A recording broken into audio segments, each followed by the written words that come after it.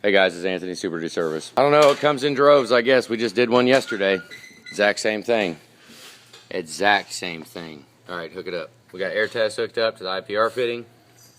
Hook it up. Just unscrew the oil filter a little bit. I made that mistake before of unscrewing it too much, and it volcanoes all over the place. Look, that is a failed high pressure pump, period. Now, unhook it. Now the second problem, where's the screen? Second problem we got, if there's an oil cooler done,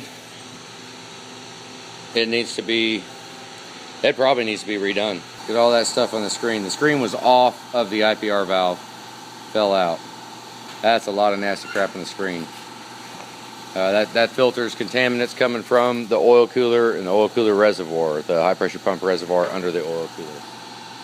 Yeah, we can put a pump in it. I mean, it's going to suck to put all this money into it because it's got an extremely uneven crank. I don't know that it needs a compression test too, but by the time we do at least reseal, take apart the oil cooler, we need to find out if it's a Ford cooler that was put in it. If it was, fine. We can take it apart, clean it, reseal it. I mean, if this was mine, you know, I mean, or we can just go in and, shoot. I don't even know. I mean, it's just a bummer to go in and think about putting a high pressure pump in it for that expense. And then we have all this stuff in the oil, in the high pressure pump reservoir, and it could possibly go and take an IPR valve. So,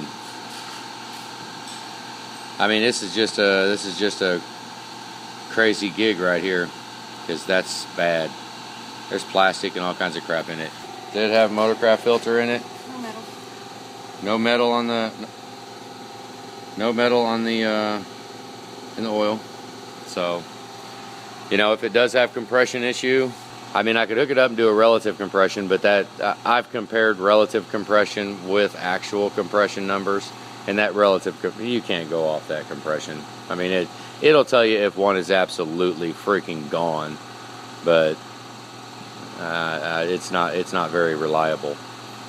So, yeah, I thought I would just show that it is definitely high pressure pump, and possibly with how that screen was broken off and how the screen looks, I would say a high pressure pump.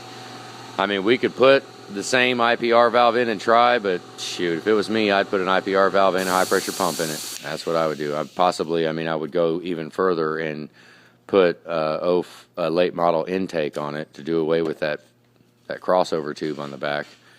I mean, actually, if it was totally me, I'd yank the freaking engine, yank the rear cover, change it all over, and put a 05 high pressure pump in it and fix this thing for good. But, you know, I mean, budgets. We got budgets. I mean, I understand that. We all got to eat. A guaranteed high pressure pump. All right, have a good day, guys.